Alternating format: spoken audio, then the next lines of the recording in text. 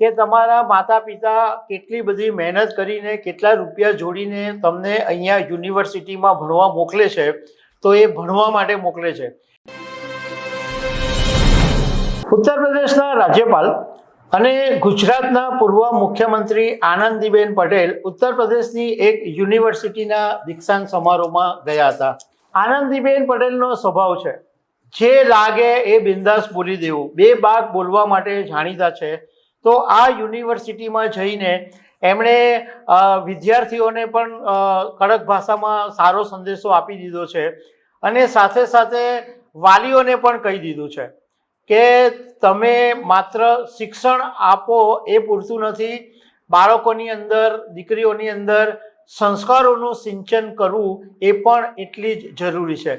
સાથે સાથે એમણે વિદ્યાર્થીઓને એમ પણ કીધું કે તમારા માતા પિતા કેટલી બધી મહેનત કરીને કેટલા રૂપિયા જોડીને તમને અહીંયા યુનિવર્સિટીમાં ભણવા મોકલે છે, તો એ ભણવા માટે મોકલે છે, સિગરેટ પીવા કે દારૂ પીવા માટે નથી મોકલતા। તો આના વિશે હું તમારી સાથે વાત કરીશ।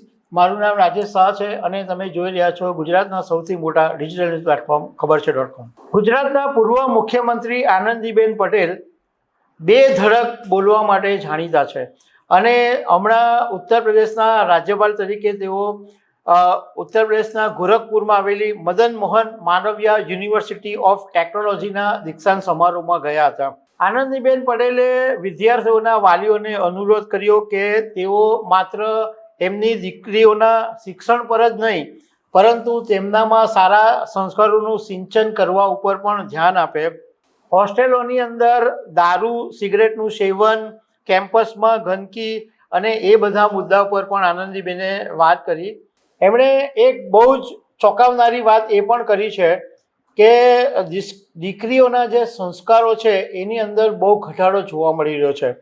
આજે જમાનો એવો છે કે દીકરીઓ પોતાના પતિઓને મારતા પણ અચકાતી નથી અને ઘણા કિસ્સા એવા પણ સામે આવી રહ્યા છે કે દીકરીને જો કોઈ યુવક કે એનો પતિ પસંદ નથી હોતો તો એની હત્યા કરતાં પણ ખચકાતી નથી। તેમણે આનંદીબેને કીધું કે દીકરીઓ ભણી રહી છે, એવોર્ડ લાવી રહી છે, જીવનમાં આગળ વધી રહી છે, તો પછી આટલી બધી પરેશાની કેમ છે? આ વિશે યુનિવર્સિટીઓએ, વાલીઓએ મનોમંથન કરવાની જરૂર છે કે આટલું બધું દીકરીઓ આગળ આવી રહી છે છતાં આવા બધા પ્રોબ્લેમ્સ કેમ ઊભા થઈ રહ્યા છે। એમણે એક બહુ સારી વાત કરી છે કે જો પરિવારને ચલાવવું હોય, પરિવારને ટકાવવું હોય તો સંસ્કાર, સંવાદ અને સન્માન આ ત્રણ બાબતો ખૂબ જ જરૂરી છે। સાથે સાથે વિદ્યાર્થીઓને પણ એમણે કડક ભાષાની અંદર સંદેશો આપ્યો કે માતા પિતાઓ તમને કેટલીક અને કેવી રીતના પૈસા ભેગા કરીને અહીંયા ભણવા મોકલે છે, તો એ તમને અહીંયા ઘડી તમે ભણો, તમે કેરિયર બનાવો એના માટે મોકલે છે, તમને અહીંયા દારૂ અને સિગરેટ પીવા માટે નથી મોકલતા। આનંદીબેન પટેલે યુનિવર્સિટીના રમન બોયઝ હોસ્ટેલના નામ સાથે વાત કરી કે આ હોસ્ટેલની અંદર દારૂની બોટલો અને સિગારેટના પેકેટ મળી આવ્યા હતા। એનો મતલબ એમ છે કે અહીંયા ગાડી દારૂ અને સિગરેટ પીવાય છે। સાથે સાથે એમણે યુનિવર્સિટીને પણ કીધું કે આવી બધી જે ખામીઓ છે એ દૂર કરવા માટે એક દેખરેખ સમિતિની રચના કરવામાં આવે અને એમાં એક બે વિદ્યાર્થીઓને પણ સામેલ કરવા જોઈએ। આનંદીબેન પટેલે એવું પણ કીધું કે ડિગ્રીઓ તો તમારે મેળવવાની છે, પણ એની સાથે કેરેક્ટર પણ બિલ્ડ કરવાનું છે, એટલે એક સારા ચારિત્ર્ય પણ ઊભું કરવાનું છે, સારા ચારિત્ર નાગરિક પણ તમારે બનવાનું છે।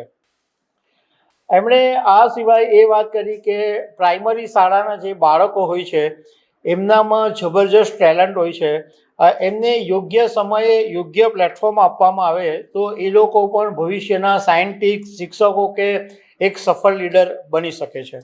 તો દર્શક મિત્રો, આવા અનેક અપડેટ સાથે મળતા રહીશું। આભાર।